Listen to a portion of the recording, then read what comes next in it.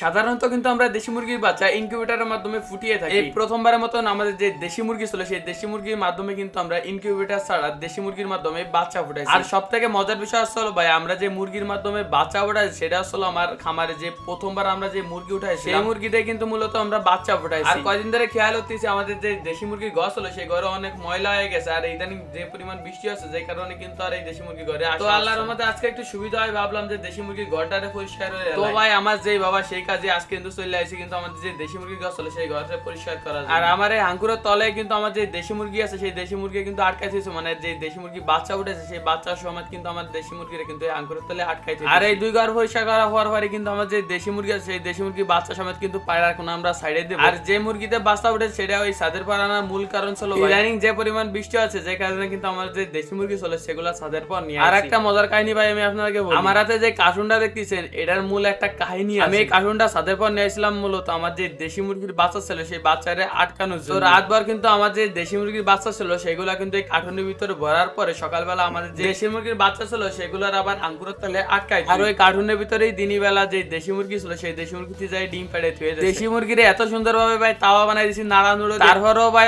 তার ভিতর যায় ডিম পাড়ে না, কিন্তু যখন কার্টুন দিছি তখন ঠিকই সেই কার্টুনের ভিতর যায় ডিম পাড়ছে। আর এই ভালো কার্টুনটা ওরা ধোয়া উঠে একেবারে ন্যাস্টিক বাস্টিক বানায় লাইছে। তো আলহামদুলিল্লাহ দেখতে কিন্তু আমাদের যে দেশি মুরগির ঘর ছিল সেই ঘর পুরোপুরি সুরা কমপ্লিট হয়ে গেছে। এখন কিন্তু আমরা যে পায়রা ঘর ছিল সেই পায়রা ঘরে কিন্তু আমরা সরবো। আর এই পায়রার ঘর সুরা হওয়ার পরে কিন্তু আমার যে দেশি মুরগির বাচ্চা ছিল সেগুলার কিন্তু আমরা পায়রাখানা দিয়ে দেব। সীমিত সময়ের জন্য আমার যে দেশি মুরগির বাচ্চা আছে সেগুলার কিন্তু এখানে দেবো, কারণ যেহেতু বাইরে বৃষ্টি হচ্ছে যে কারণে কিন্তু এই দেশি মুরগির বাচ্চাগুলার এই উপরে আনা হয়েছে। তো আগে কিন্তু বেশি কথা না কয়ে আগে আমাদের যে ঘর আছে সেই ঘরটারে সুরা শুরু হয়ে যায়, এমন ভাবে শুতে হবে যাতে চক চক করে পুরো দেখতে ঘরটা। দেখতে দেখতে কিন্তু আমাদের যে পায়রার ঘরটাও সুরা কমপ্লিট হয়ে গেছে। এখন এই যে ময়লা সেই ময়লাগুলোর আগে বালতির ভিতর উঠে, আর এই ময়লা উঠানো শেষ হইলে কিন্তু আমাদের দেশি মুরগি আছে সেগুলারে আমরা এই কোণা নিয়ে চলে আসি। সত্যি বলতে ভাই আমার তো অসহ্য, কারণ ভাই মুরগির সাথে সাথে ওর বাচ্চাগুলো দৌড়ে বেড়াবে এটা দেখলেই ভালো লাগে। এই কারণে আসলে দেরি মেরি সহ্য আসছে না আমার, কখন ছাড়বো আর কখন ওরা দৌড়ে বেড়াবে। আলহামদুলিল্লাহ দেখতে কিন্তু আমাদের যে পায়রা ঘর ছিল সেটাও সুরা কমপ্লিট হয়ে গেছে। আবার এইদিকে আমাদের পায়রাগুলো ডিম পেড়ে কিন্তু ভাই হোম, যেহেতু পায়রা ঘর সুরা কমপ্লিট হয়ে গেছে সেই কারণে কিন্তু আমাদের যে ময়লা ছিল সেগুলোর আগে বাইরে রাখে দিচ্ছি। এরপরে আমাদের যে দেশি মুরগি ছিল সেইগুলারে কিন্তু এখন আমরা আমাদের পায়রাখানা সাইডে দেব। মাশাআল্লাহ দেখছি কত সুন্দর লাগতেছে, এর হাইটে উঠে বেড়া আসছে ভাই, কারণ আঙ্কুরের তলে আটকে রাখলে আসলে ভালো লাগে না ভাই। তো এই ছিল আমাদের আজকে ভিডিওটা কেমন লাগছে সবাই অবশ্যই কমেন্ট বক্সে জানাই দেবেন। সবাই ভালো থাকবেন, সুস্থ থাকবেন, নিজের খেয়াল রাখবেন। আল্লাহ হাফেজ।